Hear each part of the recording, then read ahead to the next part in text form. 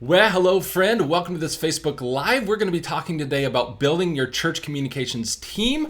I'm super pumped to have Holly Tate with us today. Holly is just an incredible leader. I got a chance to hang out with her at a couple different church conferences, and every time that I get to hear her speak, it's just amazing. She's super smart. She's got a passion for churches, church leaders, helping us and local churches really reach into our communities and really lead our churches well. So really excited that Holly's going to be talking about church communications with us today. We've got 5 big questions that we're going to be tackling. Also, as you guys are jumping on, say hello. I want you to know that we've got an incredible, really ebook. We've got templates. We've got examples that go along with this discussion. So if you just leave a comment after I get off this live, I will message you where to get all of that good stuff, because we've been working with Holly and Vanderbloemen now for like a year on all these materials to help your church as well. So just leave a comment, say hello, and we will message you where to get all the ebooks and comm guides and everything that goes along with this conversation. So Holly, welcome to this CMU Live. Why don't you give our audience a little bit of a background about you, where you're at? I know you're in Houston, and then what you do there at Vanderbloemen. Yes, I'm so glad to be here, Ryan. It's just been a joy to get to know you over the last several years and work on projects with you. We are such fans of Church Marketing University and all that you're doing.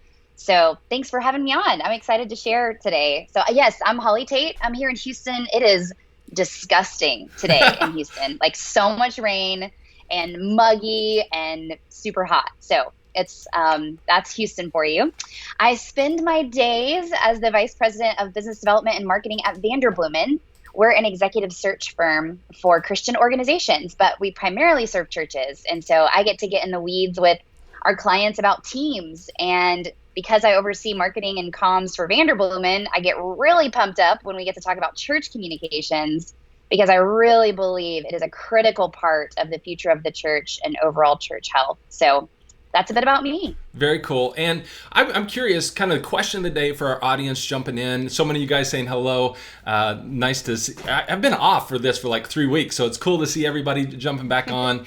And I'm curious, what does church communications at your church look like right now? So let's make that the question of the day. Do you have a point person for this? Do you have a volunteer? Is this a staff position? So go ahead and let us know in the comments. I think that will be helpful to kind of know where our audience is at on this. And here in Kansas City, Holly, it's raining today. So it's kind of a nasty rainy day, but we've needed the rain. So I'm not gonna complain about it whatsoever. But okay, as you guys are throwing those answers in the comments, Holly, let's jump into big question number 1, is because right now it looks like the church comms position, this team, this department, is really becoming critical. If it wasn't already, it's becoming like absolutely vital to the mission of the church. Do you think that's just only going to grow kind of going into the future? Is this going to be like one of the most key positions in a church, departments in a church? What's your thought on the importance of this department? Yes, I think that it has always been critical, but I think that it has taken a while for churches to admit that. And then, oh, hey, a global pandemic hits and all churches are forced to go online. Those that were resisting it had to jump in for the first time and are realizing how huge this role is. So I think the churches that already saw this role as a critical part of their team and the function of the just the rhythm of the church, they transitioned the best during COVID-19.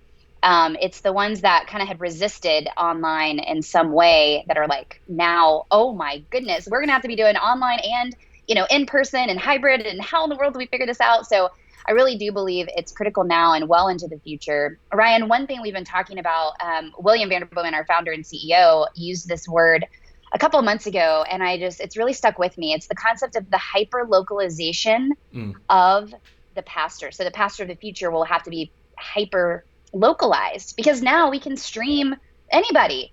Like, I can listen to my favorite pastor in the Pacific Northwest if I'm in Atlanta, Georgia. And so the pastor of the future will be the pastor who can really speak to the challenges and shepherd the local congregation rather than just trying to be the best preacher out there. And I think that the comms role is critical to helping the future church really meet the needs of that local community. because everybody that's on this Facebook Live, we naturally think that way. Like, we're like, well, obviously, right? Yeah. But the other people on our leadership team or on our staff, they might not be able to make that connection as easily as we do. So I believe that the church comms role is going to be critical to helping our churches really move through this time, take what we've learned to impact the future health of the church in our areas. It's so much good stuff there. As you were talking about that localization, one of the things that come to my mind immediately, and this, I'm already taking like an off-road turn here from the outline, but like it's interesting we're calling it even church comm, because I think both for communications, but now as you're talking, like the idea of community, building these tight-knit local communities, building online communities, obviously communication and community building those go together. So I really see that, because it's no longer like, man, I'm going to be the best preacher in the world or in my state or in my city, as much as how do I build these communities that really help people, point people to the gospel. Super interesting there, and I think that the comms world is going to be really important for this community building, because that's where they're not going to get that community anywhere else. And Absolutely. They may be able to stream a speaker anywhere, but they're not going to get that community that cares for them anywhere else. So, okay, I know, Holly, this next question gets a little bit into your soapbox, and I love it when people have a soapbox. I absolutely love it. I'm like, give me the fire, give me the soapbox, but. What's your thoughts on the church comm role being a part of the leadership team? Because I know for a long time it's kind of been like the communications has been at like the kid table, like the Thanksgiving dinner, like, oh, you guys are at the kids table. But now it's becoming so critical. So do you think this role needs to be at the highest levels of leadership? So the short answer is yes. Let me give some caveats, though, because if you're a senior leader listening, you might be like, what? So here's the thing. More than the title, I really don't care about the title. I mean, I do care, guys. If you're watching this, I really do care about your job title. Titles are important. But at the end of the day, I'm more concerned with the gifts and skill sets that are on your leadership team. So there needs to be somebody on your leadership team who have one person embodies these two together, and that's strategy and communications. So if we're thinking about like through the lens of Strengths Finders, which is an awesome tool that I think every team should use. Everybody primarily leads with 5 strengths, and they can change over time, but strategic and communications are 2 of those strengths. I really believe there needs to be one person on your leadership team that embodies both of those, because those 2 strengths together is where the magic of whatever you call it, whether it's communications or marketing, those 2 together is where that magic happens. Somebody can be strategic but lack that communications gift, and they can be doing strategy all day, but it's not connected to the audience that the church is trying to serve. So I want to say that first. That's what I really believe needs to be at the table, whether that is the executive pastor, whether that, and the executive pastor at a church of 200 might also be the comms director, right? Or that might be the senior pastor at a church of 200. They might not even have an executive pastor. So it's, what we do at Vanderbloemen, we say this all the time, is every church is unique. And we really mean that because the needs of your community are unique, your staff is unique, the gifts and skill sets that God has brought to the table at your church is unique. So I would focus more on the gifts of the individuals and then figure out title later. Because the hard truth, Ryan, is that it might be that there's a comms director watching this today that's not ready to be at the leadership table because they still have some development.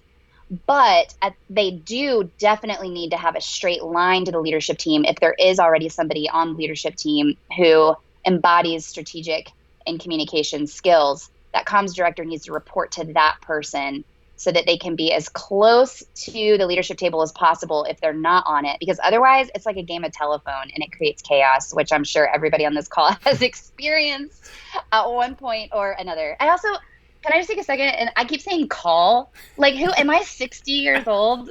Like, what is Facebook Live? I'm like on our conference call today. Oh my gosh. Anyways. Welcome to our webinar call. So good.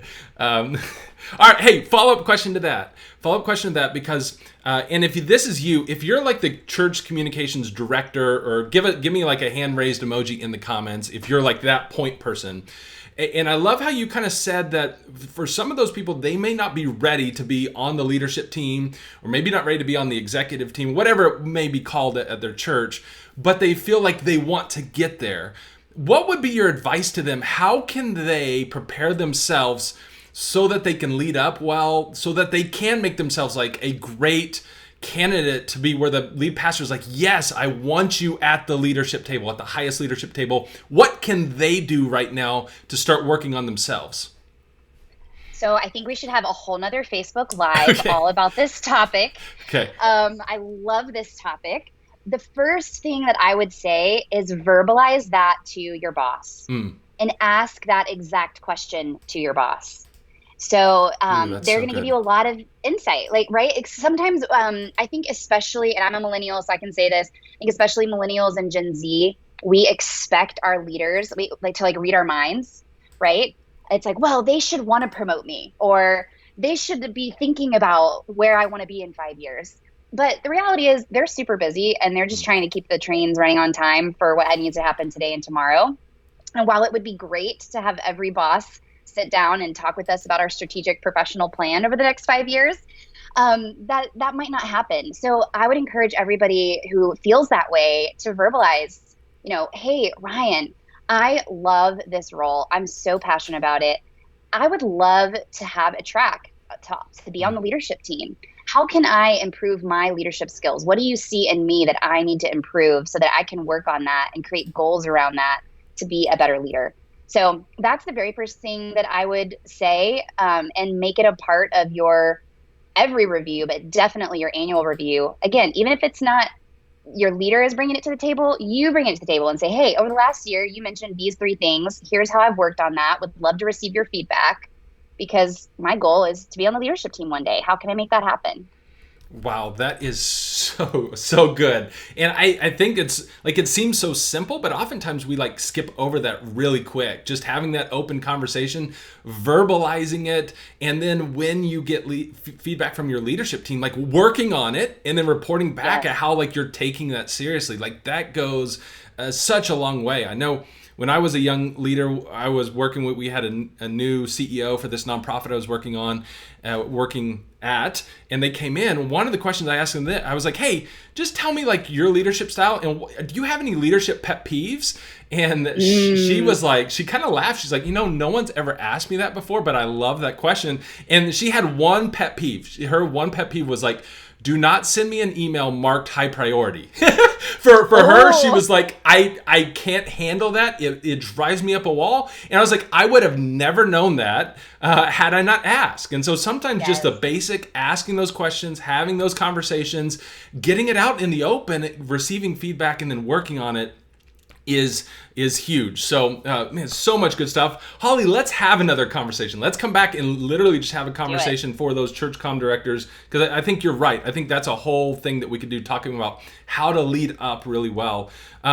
Let's shift a little bit here to question number 3, because there's a lots of smaller churches. So churches, or maybe I think what you call them, like normal sized churches, Normal churches. Normal that's right. churches, yes. Around 200 mark. And so when we start talking about a staff position, they kind of chuckle. It's like, we don't even have a staff position for our lead pastor. Like the lead pastor's tri-vocational, quad vocationals, doing Uber and what, and I feel like we're all there at this point in our world. But so could this role be a volunteer? What would it look like for normal sized churches? Any advice that you would have for a church that doesn't even have staff? How do we have these conversations when we don't even have paid staff? Yes, great question. And there's not going to be a one size fits all for every church of 200, right? It's going to be different for every church, depending on, in this situation that we're talking about, this is probably a church plant, or it might be a revitalization where the lead pastor, the team is going to be built around the lead pastor in this situation. So it really depends on what that lead pastor's gifts and skill sets are. That lead pastor might have that strategic and communications gift and just needs, I'm getting so tongue tied, able to outsource, lots of T's, able to outsource a lot of that because they naturally are gifted in thinking about, okay, here's the strategy. Now, how do we best communicate that out to all the channels? But if that lead pastor does not have those gifts, I really do think there needs to be somebody who's paid, even if it's just a few hours a week. It might not even need to be that much, but there needs to be somebody on that leadership table. And I realize that some churches do have volunteers that are like, maybe it's the elders that are the leadership team, et cetera, and that could work. But at the end of the day, it really needs to be somebody who has those two gifts that's sitting in those leadership team meetings every week that can connect the dots between vision and strategy and communication. If that person's not in that meeting, that's where it gets lost, where they're like, hey, we need to create this graphic. And then the communications director is like, or volunteer is like, wait, what? For what? And what's the goal? And why are we doing this? And it's a game of telephone rather than that direct access on the leadership team. So I think it can be a hybrid, but I really think whether it's volunteer or whether they're paid a couple hours to be in all those leadership team meetings every week, they've got to be in those meetings. Yeah, and I think that is one of the biggest frustrations, having lived in the church comm seat world for a long time, and you're not at the table, and because even now, things change so rapidly. And so now decisions are being made, stuff has changed, and the church comms person who's supposed to be helping communicate it to everybody and build that community doesn't know that that event's been canceled and that's changed and that's a new, and it's like, oh my word, and it becomes so frustrating, and you want to give up in a lot of ways. So certainly been there. So I think I love that idea. If you can have them at the table, regardless of your church size, it's going to make that world go so much smoother. That communication is so much tighter, and then your community benefits from that as well because everybody's on board of what's actually happening. Hey, we had and Ryan, can I just add one? Yeah, go ahead. To what you're saying. The other thing is, I think if you are a senior leader that's listening to this, I would encourage you, especially right now, there's so much pressure on the senior leader, whether it's the senior pastor or the executive pastor, to have all the answers. I mean, in ministry, naturally, you're kind of in a spot as the senior pastor where people expect you to have answers. And so I think that there's this inherent weight that comes with, well, I should know what the communication should be, and I should have it mapped out to hand over to somebody to execute. But with what you said is so true with how rapidly things are changing, and not only in our world, but also on media platforms. Like Facebook changes every day. Twitter, Instagram, everything. Every channel is changing on a regular basis. So you need to bring that person in before the plan is made, so that everything is streamlined. They can provide feedback in real time, rather than that tension that happens when it's like, why is the plan already created when I could have helped you make a better plan in the first place? Yep. I love, there's so much good feedback coming in the comments. And it's kind of fun because I can see the perspective of the comms directors, and they're like, yes, like they're kind of cheering on, like, yes, can be so frustrating, and it'd be awesome to be at the leadership table and it'd be so much smoother. And then I hear I can tell the lead pastors that are like, it would be great if these, people led up well and showed the responsibility and could prove themselves to be at the so it's like, yep, where these conversations are healthy and we need them, and it's fun to see it play out in the comments. We had one person comment, and I think this is a perfect spot just to make sure everybody is aware. There's so many comments, I'm having trouble finding it. Okay, Kim says, we are looking to make a strategic hire for this seat, but want to hire and pivot well considering our new COVID sandbox, like all the things happening. And Kim, just a side note here, we started, if you weren't on at the beginning, talking about we have a whole ebook that goes with this conversation about how to build this team, how to hire the right person, how to put together a good job description for this person and this team. We've been working on this with Holly and her team for about a year now. And so it's a 25-page book that goes with this conversation. We've got 25 different example job descriptions, from everything from the church comm to the online pastor to the social media director, video editor, graphic designer, web developer, and a template as well. So if you want everything that we were talking about here, just leave a comment or drop an emoji down in the comments. And as soon as I get off here, I will be messaging everybody where you can download all of the resources that go with this conversation. So Kim, that's a good point. Good. Holly, I know that is your world there at Vanderbloemen, like in helping make strategic hires. Any advice that you would have for Kim? Obviously, they're in a position with their church is like, hey, we understand this is vital, but we don't want to misstep and make the wrong hire here. Yes, absolutely. So again, I feel like I'm a broken record, but I'm just going to keep saying it. I would look for someone who has both the strategy and communication gifts. The tendency is to say, oh my goodness, our weekly videos that we're having to record is such a pain. We really need somebody to do video. So let's hire a videographer. Or I am so tired of managing our social media. I really need a social media specialist. I would encourage you, and I think we're going to get to this in a little bit, but you want to keep leadership and strategy in-house, and you can outsource everything else. So in this world that we're living in, I really believe that a generalist, a really great leader who is more of a generalist rather than a specialist, is going to be your best asset in this chair.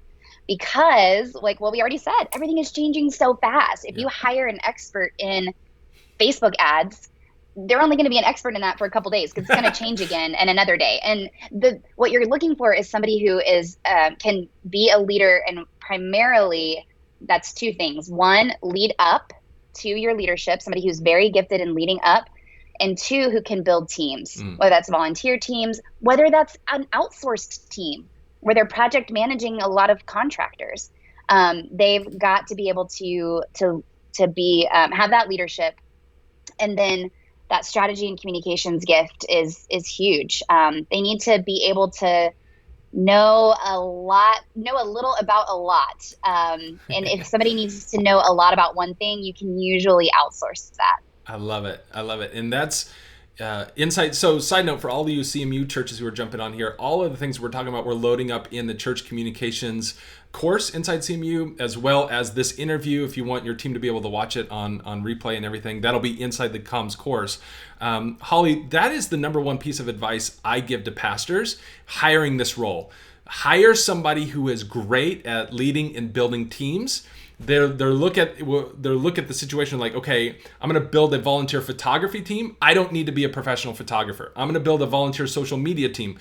I don't need to be a Facebook expert. I'm going to build a volunteer video editing team. I don't need to know Adobe Premiere. And I think just to drive home what you're talking about, I know that goes in with question number 4, is hire somebody that can lead and build teams, high level strategy, understanding, and is great with people and can build volunteer teams. I think that's the number one piece of advice, I think, coming from both of us is like, go do that, go there. Because sometimes if you hire somebody that's just down in the weeds, man, they can't ever get above the trenches, and they can't ever build that allows the church to build strength. So absolutely. The question, which goes into question number 4, and I don't know if you want to say, hey, we just kind of answered this, but the question is, what can or should a church be outsourcing? I've got the quote up on the line: keep leadership and strategy in-house and look to outsource everything else, dash Holly Tate. So, man, there you go. But is that, I mean, anything you want to unpack there, like as far as the whole conversation of what to hire and what to outsource? Yes. So, we just talked about the fact that I think that leadership and strategy should be in-house, and you can outsource almost everything else. Because, Ryan, you really need to have someone who can pivot and be agile. It's difficult to do that if you have someone who is a specialist. You need to be more of a generalist so that you can hire or find those volunteers in an outsource basis that can meet your needs in that time. So, for example, you might have a certain campaign that you're running where you need high quality photos. And so for that time, you might need a more professional photographer. You don't need that person on staff all the time. A great iPhone can take great photos most of the time, but you might need to outsource that professional photographer or that videographer, or maybe you're doing special ads, etc. You can find those contractors or those volunteers that can help you fill those specialist roles.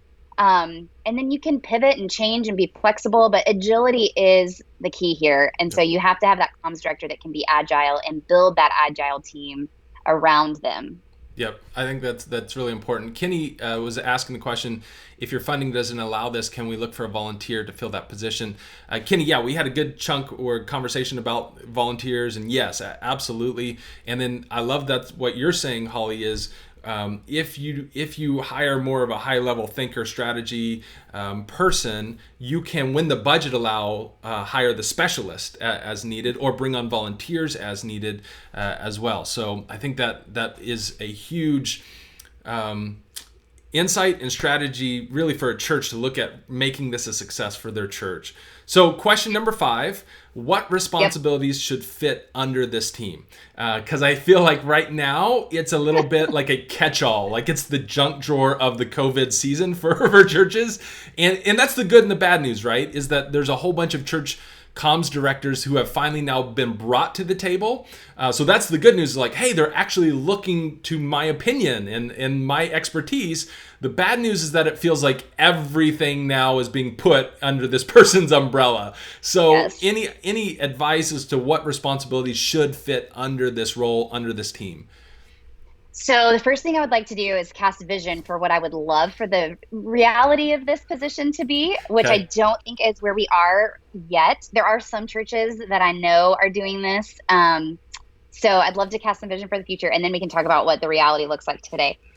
My vision for the future is that the comms director role would be more of a director of experience. A church that's doing this really well is Grace Church in Orlando. Kelly there started as the comms person, and because she had a background in marketing and communications, and now she sits on the leadership team as the director of, they call it the director of Grace Experience. And I love the play on words there, right? Because Grace is the name of their church, but also that is, as followers of Jesus, like, it is a grace experience. And so I love that play on words there. But essentially, she oversees comms, but it's so much more than that. She's thinking about the experience from the website to the parking lot to the pew. I call it the iPhone to the parking lot to the pew and back again right now, because like it's all communication, from your signage to your ads, to your website, to your email communications, to your children's check-in. Like, it is all communications, but it's experience. I cannot remember who told me this. If someone's watching this that I had this conversation with, please tell me. But someone was saying that I think it was the CEO of MasterCard was casting vision of, right now we have software as a service, like SaaS, is everybody's really into SaaS right now, and everything software as a service, and how can you build your company around that? And what he was casting vision for was that soon we will have software as an experience, because service is an experience. It's all of it. I know HubSpot is a software that I love, and they say that, like, marketing is now everything. It's marketing to your leads, or for us, our church visitors, right, is just as important as discipleship and retaining the folks who join our church. And that's all communication. So that's my vision for the future. Awesome. I hope that when we have this conversation another year from now, there's more churches that are thinking about communications more as the director of experience. And it's that journey. Sometimes in ministry, I call it the seeker journey. Maybe it's your church member journey, whatever it is in your context. It's the journey from, awareness of your church to becoming a disciple of Jesus and volunteering and being plugged in, and then maybe planting future churches. Like, what does that experience look like as a part of your church? I think the reality right now is it is kind of a catch-all. I'm grateful that in this time, leadership has seen the complexity of this role. I think before COVID-19, a lot of comms directors felt frustrated because they would just get a directive of, can you update this, or can you make this look pretty? Whereas I think they're seeing now, like, oh, wow, this is, it's not just streaming something live. There's comments and engagement, and what do we do with all of that? And so I'm grateful for this time. And I think that that's part of leading up, is to be able to report on what are the metrics that you as a comms director, what are important to moving the church forward, not just in growth, but in health. And reporting back on that, and what channels are you using to further those metrics? So that way you can kind of focus your leadership on, okay, here's what's important to us. how can we make sure that we're focusing on that and not just adding a million things to our comms director's plates because it's a fun new tool or technology or whatever it might be. So that was a very long answer to your question, but I think it's important. No, yeah, it's really important, and it's complex, right? It's like there's not a simple answer to this. And I think Ruben's pointing out, he's like communications person as kind of the director of experience. Is that another way to say assimilations pastor? I'm kind of thinking, as I hear you describe it, I'm kind of thinking if you combined associate pastor, communications role, marketing role, discipleship and assimilations role, first experience role, that's now becoming somebody who could be a very high level leader as communications and director, if you will. And yes, it's kind of encompassing all of that. Is that what you're thinking? I mean, it's not just assimilations, it's somebody who understands the whole, what is the whole experience supposed to be like? And then how do we effectively make sure that that experience is happening across all our ministries from the iPhone to the pew and back again? Is that? Yes, especially for the normal sized church, Ryan. Absolutely. I think that is 100% accurate, that in the normal sized churches, that whether it's an associate pastor, an executive pastor, they have to be thinking of, this is a strong statement. I'm a little scared to say it, but I want to say digital first. Like, if you're not thinking, in the corporate world, you hear like mobile first, yep. Right? Like when you design your website, all of that, we think of mobile first. I think for the church, we're going to need to start thinking digital first. Yep. And that takes a comms director that understands discipleship and assimilation. And for the normal sized church, that might be making an associate pastor hire, an executive pastor hire who can speak that strategy, communications language to infuse. And that's what communications is infusing the mission and vision of the church into everything you do. I think if I had to define it, wow. That is what I would define communications as. Wow. Somebody needs to put that in the comments. That was worth the whole, the cost of admission, which is free here at this point. Yeah. But man, so good. And I think, man, there's so many things that we could get into here. We're going to need to have you back on, Holly, because there's so much good stuff here. And I know side note too, we've got a part 2 to this conversation happening over at Vanderbloemen's Facebook page at 1 p.m. Central.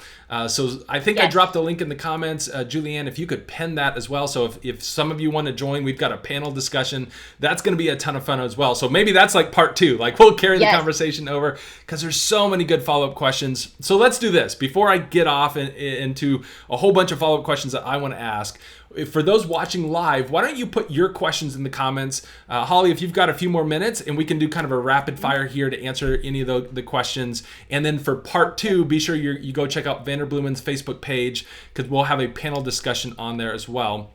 We had one question came in that's, hey, Holly, please explain the term lead up or the phrase lead up. What does that mean for some people who aren't, leadership geeks? Yeah. So, and I mean that in a good way. So yes, absolutely. Oh, totally.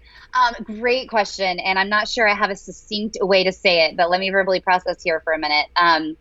So leading up is essentially building trust with your leadership team. I think if that's the most succinct way that I would say, I think it's taking responsibility for your own leadership and creating a feedback loop to build trust and transparency of these are the responsibility that I'm over. Here is how I'm measuring health and growth, and reporting that back, creating that feedback loop to build trust with leadership. Yep. I love it. When I was going through the master's program in organizational leadership, we did a lot of 360-degree leadership evaluations. So a lot of people think about leadership as I lead people who are quote unquote underneath me, although we don't really like that's not really a great way, but we understand what we're talking about. And then I lead like with my peers, like people who are on the same kind of leadership level that I'm on. I lead myself, so I'm always personally growing. But then there's that vital aspect of leading up that kind of completes the 360 degree of the people who I report to. How do I become a team member in such a way that, like you said, gains their trust, gets credibility. They want to keep elevating you, and they love you, give you raises, all sorts of fun stuff. So Yes. so very, very cool. Valerie's asking, where's the link to part 2? Julianne will put that in the comments, or if there's anybody from the Vanderbloemen team that could help us out, put that link in the comments or pin that. We'll get you that link. That is a panel discussion. It's somewhere in the comments, but it's gotten lost. Yeah. Well, I can say real quick, if you just go to the Vanderbloemen Facebook page, so type in Vanderbloemen, good luck spelling it. No, you just type in Vander and it should come up. And then under our live videos, it's right there. You can get a reminder. It'll go live at 1 p.m. Central Time. Very cool. Very cool. All right. Zion Temple's asking, can you recommend resources for digital discipleship? Do you have any? I know that's kind of somewhat tangential to this conversation, but any thoughts on where people can get resources for digital discipleship? So it depends on what you're looking for, but the answer is yes. There are so many. If you're looking for just like content, there's some amazing resources like Right Now Media. It's relatively affordable. They do it by like, I think by your church size. Anyway, tons of Bible study lessons and small group lessons there. Lifeway has Ministry Grid, which is a similar thing, but specifically for like small groups and training. Or if you already have that and you're looking for a platform to like put your own content on, I think it's it's Scott Ryan. I think it's Huddle Up or Trained Up. Yep. That's a great platform to use, or something like a Teachable.com video platform. But Trained Up is specifically for like training your volunteers, and I think you can use it as a discipleship platform as well. So lots of options there. There's amazing tools out there, and they're getting better and better every day. Yeah, I noticed one of the things that the Summit Park Church team is experimenting with is utilizing Right Now Media as kind of a giveaway to get new visitors to, like, we want to give them something. So getting them to kind of fill out a digital connect card or fill out, so we're experimenting with that. I saw the team doing that. I was like, oh, that's cool. So it's a way to get them to say, hey, I'm new. And then we, the church, give them something in return that's also discipleship based. So that's kind of a fun thing that I see the SPC team experimenting with. Faith is asking, how do you shift old thinking to digital first? So that Holly, there's so many of these questions, like, okay, that's a full Facebook Live conversation there, but any tips for Faith on that? So Faith, great question. The best thing you can do is report on your wins. So, and that's what we, leading up, that's what that is. So if you are trying to change someone's mind or build trust with your leadership, show them the wins. I think we saw this happen a lot where we had some clients that were very resistant to streaming their services online because the fear was, and first of all, let me pause there and say, it's really difficult to get humans to change behavior because we're all fearful of something. So if you can figure out what is the fear there, then that's going to help you find a solution to help that person or that team or whatever it is overcome that fear. So in this scenario, we had a lot of clients I found that were afraid of streaming or having an online service because they were afraid that people wouldn't come in person, right? And then if people don't come in person, maybe they won't give as much, maybe they won't be as involved. That was the fear. But then when they were forced to go online, they realized the digital footprint, and not just with views, but how people would share a sermon with their, elderly, grandparent or mother or father that otherwise would never get to experience their church, that they could then share that experience online with someone who would never have had that experience. So there's been more of a receptivity. And sure, I think, big view numbers help, but the fact that it's just so much more shareable and you can experience things online with your friend that moves to a different state, that you couldn't before. And so I think that was the fear, but a lot of our clients have seen giving increase. Like, it's crazy, but they've seen giving increase because more people are engaged. They can watch it online rather than missing Sunday because their kid had a baseball game, right? So I think now that fear has been removed a bit, we're now able to move forward with that digital thinking because we've seen those wins. So yeah, celebrate your wins, report on those wins. And I think you'll start to change the mind there. Yeah, very cool. All right, let's do one final question, and then Holly, we'll let you go because I know you got to prepare for part number 2, which is officially now in the comments. So go ahead and hit the link, guys, and go over there. You'll see the ability to click Get Reminder, so that way when we're about to go live with the panel this afternoon, that you'll get a reminder and you can jump over there for conversation. There's going to be a lot of great experts. Who's on that panel? I know Kenny, yes. Kim. Who's over there for what I'm calling part 2? I know. No, I love it. It is part 2. Yeah. So it's me and you. And then, yes, Kenny Jang from Church Communications. We've got Shayla from Fishhook. Nice. They're an organization that helps churches with church comms. And then Kim Meyer. So I am just so pumped about this conversation. I feel like it's the cream of the crop of strategic minds around church comms. I can't wait to learn from you guys. Well, I'm gonna do some learning and some note taking as well. So that's all I'm there for is like teach me. So same. Natalie, if you want the ebook that we put together with Holly and all the templates, all the example job descriptions, as soon as I get off here, Natalie, I will message you where to download that. You're going to absolutely love that. So if you're with Natalie and you need help with that as well, just leave a comment. As soon as we get off here, I will be messaging everybody where to get all these resources that go along with this conversation. Because I know we're just scratching the surface, and we put together a 25-page ebook that goes with this. That's incredible. We've got over 25 example job descriptions. We've got a template. So I'll be messaging you guys where you can go get all that in this intermission break that we're coming up on before part 2. So, okay, one final question. Let's take this question, and then we'll wrap it up. How can I help my leaders develop the habit of keeping me in the know so that I can consistently produce the excellence they praise? So how can I help my leaders develop the habit of keeping me in the know so they can be consistent in producing the excellence that they praise? So any thoughts on that question? So first of all, I want to commend the word excellence there. And I would encourage you to communicate the underlying desire that it's not that you just want to be in the know. Well, okay, my first piece of advice is ask. Okay, we'll unpack that in a second. But when you ask, communicate that it's the desire for excellence, not just to be in the know, not just to get the secret inside information. It's because let me, help you. Help me help you, right?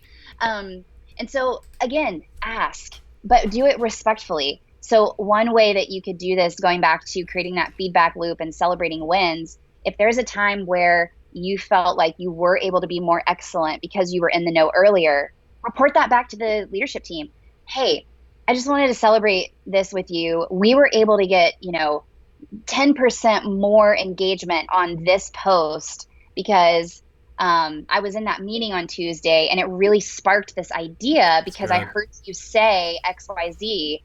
And if I hadn't have known that, I would have never thought of that. And look, we've got 10%. So then you can say, so when's that next meeting? I would love to see on that meeting again so I can prepare for next week, right? So you're communicating results and then asking for that influence and responsibility rather than just saying, can I be in that meeting? So hopefully that's helpful. Yeah, that's awesome. Such great stuff. Holly, thank you for taking time, being generous with our audience. I wish we had, and if you're able to over the next few months, let's come back and keep this conversation going because it is really vitally important. We've got a lot of questions coming in. I see my email blowing up as well. We'll try to put some of this conversation on. I know the CMU podcast, Holly and I have talked about doing a podcast specific around this, so stay tuned for that. Be sure you subscribe to, what's the Vanderbloemen podcast? Do you guys have a podcast over there? It's a very creative name. It's called the Vanderbloemen Leadership Podcast. Okay, nice. So yeah, you just type that in. We're on all the spots, Spotify, the podcast app on iTunes, etc. So yeah. Hey Ryan, before we go, I have to, I love reactions and we're on Skype right now. You can do reactions. Did you know that? In Skype.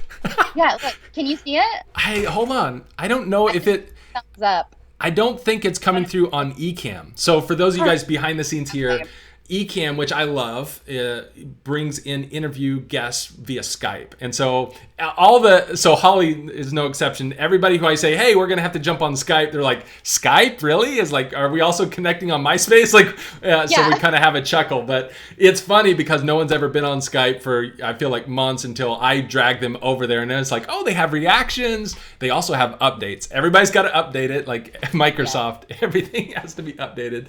But hey, Holly, what, I know you've got some things specific over there at Vanderbloemen for church communication directors for this whole conversation. What would you recommend for churches and leaders who want to go deeper? Maybe they want to talk to you guys about hiring a church comm person. Do you guys do that? Any other ways that they can reach out to you and get help from Vanderbloemen? Yes. Well, first of all, thank you to your team. It has been so fun to work on this ebook together, and definitely encourage everybody to download that. The Church Marketing University team did an amazing job, and we were just honored to be a part of it. So you want to download that. We have a blog post that is related to that, also on our website, that also has the CTA at the bottom where you can download. So it's all connected and working together there. You can go to our website and click the search bar in the top right and type in communications, and all of our resources on this topic will come up. But if you are a senior leader out there and you're trying to navigate, like, we've never had somebody in this seat, we're really struggling. That's conversations I'm having a lot right now, is like, we've never had this role. What should the job description be? What should the title be? What should their responsibilities be? Would love to talk to you about that. That's what we do all day, every day, is help churches build their best teams. And so you can reach out to us at vanderbloemen.com, and we would be glad to help you in any way that we can. Very cool. All right, guys, at this point, again, if you want the ebook, in fact, I'll link over as well to where you can get the ebook, where you can follow up with that blog post from Vanderbloemen, where you can watch part 2 with the panel that's coming up at 1 p.m. Central. So if you want all of that, links to any or all of that, just leave a comment below. And as soon as we get off here, which will be momentarily, I will message you all 3 of those links, and then you can kind of follow along where you want to go, choose your own adventure, as well as hopefully you have some time where you can make it to part 2, which will be over at the Vanderbloemen Facebook page. Holly, thank you so much. It's always an honor to be able to visit with you. I always walk away kind of better as a leader. You're so smart with all this stuff, so thank you for blessing our audience. Thanks for having me. I learned a lot today too, and it was so much fun. Thanks, Ryan. All right, we'll see you here in a bit.